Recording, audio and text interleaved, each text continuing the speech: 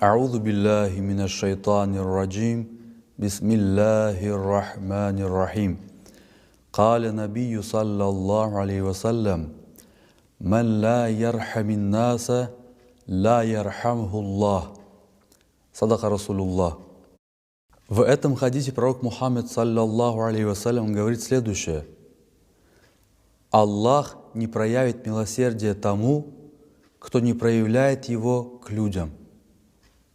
То есть пророк Мухаммад саллаллаху алейхи вассалям нас побуждает к тому, чтобы мы относились к людям с милосердием, с милостью, с добротой.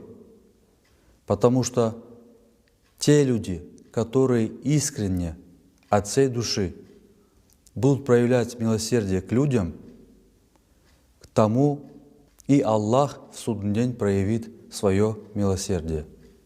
Вассаламу алейкум ва рахматуллахи ва баракатух.